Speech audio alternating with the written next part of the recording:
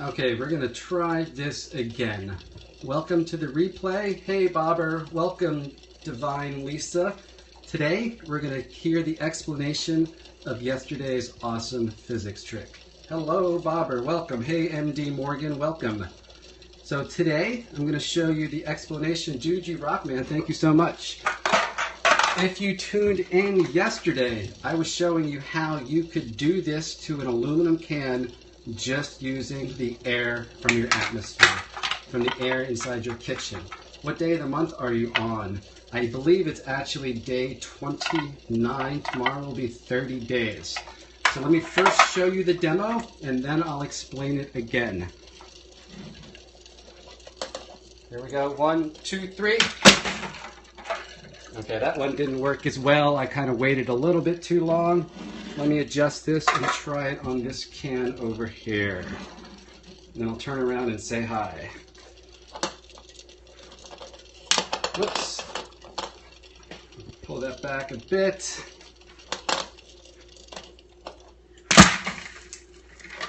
Okay, so what you just saw was the air inside the kitchen exerting enough pressure to actually crush the can. Let me turn this around and say hello. To today's scope, my name is Dr. Joe McCullough. I'm the physics program chair at Cabrillo College in Santa Cruz, California, and I wanted to show you a really great physics demonstration you can do at home. So I want to quickly go through the explanation of why this works. I watch you every night. Oh, thank you so much. Okay, so what you need to know is at sea level, the air around us exerts pressure. Pressure is just defined as force divided by area, and atmospheric pressure at sea level, 14.7 pounds per square inch. Now, that may sound like a lot of information, but here's what you need to know. Here is a 1 inch by 1 inch square that I just cut out of an index card. Now, right now, there's 14.7 pounds of force pushing on one side, 14.7 pounds of force pushing on the other side. Those two forces cancel each other out. The net force is 0. But if I were to look at the total surface area of a can and add up all the 1 inch by 1 inch areas in the can, each one of those areas has 14.7 pounds of force pushing in on it. So if you calculate this, the total force pushing in on this can from the air in the room is over 700 pounds of force. Quick question before I give the explanation. Why does this not crush the can? If I have over 700 pounds of force pushing in, why does it not crush it? Anybody want to take a guess? Okay, The answer is there is also air inside the can exerting an equal pressure out. So you have a total force of 700 pounds pushing in on the can. The air inside the can is also exerting 700 pounds of force pushing out. Now, if I could somehow remove the air from inside the can, then all of the air outside the can pushing in would be enough to crush it. Now, I can't easily evacuate all the air from the can, but here's what I can do. If I put a little bit of water inside the can and I boil it, the steam is going to displace some of the air. So inside the can, I'm going to have a combination of steam and air, and the pressure of the steam in the air is still going to be 14.7 pounds per square inch. But once I have this can boiling, if I turn it over and put it in ice water, what that does is it quickly condenses the water vapor inside the can, turning it from steam back into a liquid. When that happens, the pressure inside the can drops dramatically.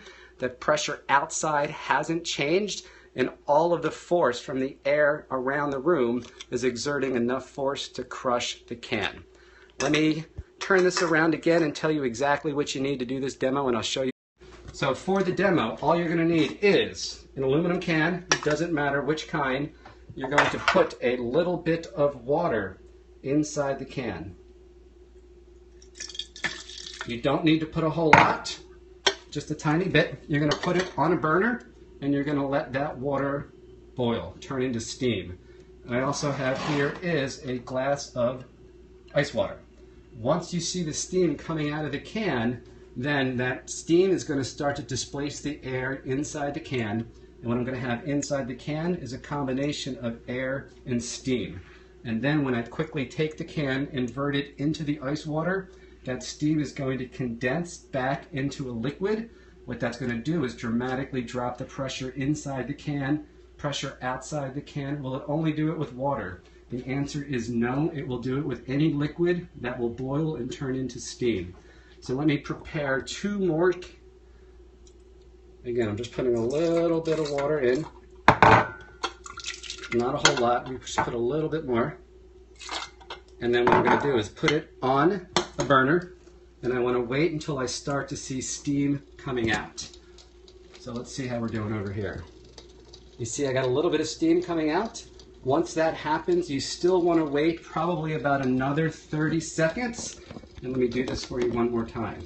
So again, because water doesn't exert as much pressure as air, what ends up happening is the steam and the air inside the can both exert a combined pressure of 14.7 pounds per square inch.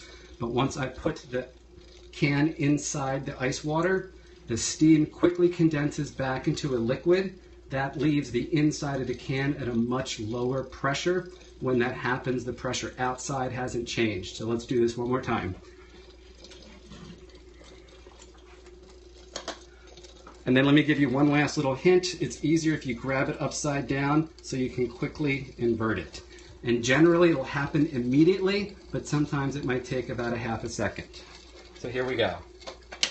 1, 2, 3. Pretty sweet, huh? I mean, this happens almost instantaneously. And look how crushed this can is. You crush this more than you could actually do with your bare hands. So again, one more time, the reason this works is because the air around us is exerting 14.7 pounds of force on every 1-inch area.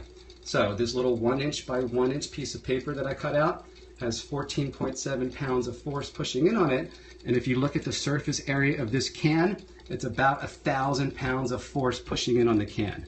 But the air inside the can is also pushing out with equal force. But when I boil it, the steam is displacing some of the air. The end result is if I can then take that steam and condense it back into a liquid, I'm going to have a much smaller pressure inside, much greater pressure outside, and that is going to be enough to crush a can. So I'm going to do it one more time and then see if you all have any questions. Okay, you ready? Very last time on the count of 3. 1, 2, 3. Ta-da! Physics rocks. Okay, this is a very simple demo you can do. All you need is ice water, you need an aluminum can, put a little bit of water in it, boil the water, and then invert it into the ice. This is our demonstration and the explanation. Are there any quick questions that I can answer? Good job, thank you. So the air is denser because of the water droplets in the can.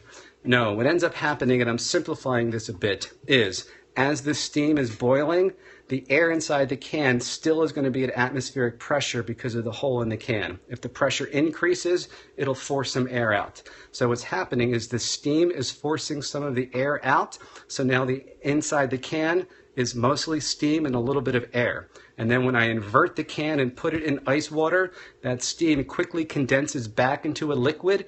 It leaves the can almost like a partial vacuum. So I have much lower pressure inside the can. The pressure outside the can pushing in has not changed. And that pressure is enough, it exerts enough force to crush the can. And cool fact is you can do the same thing with a 50-gallon steel drum. Really amazing demo. At some point I might show that before this year is up, but you can imagine it takes a lot more setup and it's not that easy to get a 50-gallon drum.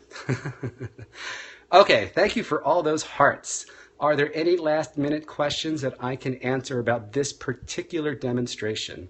What about my ex car? Can you do a scope on the photoelectric effect? Yes, I can. We have a really interesting demonstration I can show you. It won't be this week. I'm actually heading to Vegas tonight, and I'm going to do a couple scopes from Vegas for the next 2 days. For those of you who don't know me, my name is Joe McCullough. I'm the physics program chair at Cabrillo College. I'm also a best-selling author of Accelerated Learning Techniques for Students, and I made a commitment to get on Periscope every single day for a year to share daily doses of inspiration. Actually, I forgot my own tagline, to share daily doses of dopamine through education, inspiration, and entertainment. So, thank you so much for joining my scope. If you've enjoyed this, please swipe from left to right on an iPhone, straight up on an Android. Follow me. Hey, Wayne, welcome. Fortunately, you just missed the scope, but you can check out the replay. Thanks, Joe. Cool stuff. You are so welcome. Please stay tuned for more fascinating scopes, and I look forward to catching you all tomorrow. Thanks so much for joining, and if you watch this, show somebody, because science is amazing, and the more that you can get people excited by the world around us, the better everyone's going to be. Physics rules. Okay, thank you so much. My name is Joe, and I am checking out for the day. Have a wonderful evening.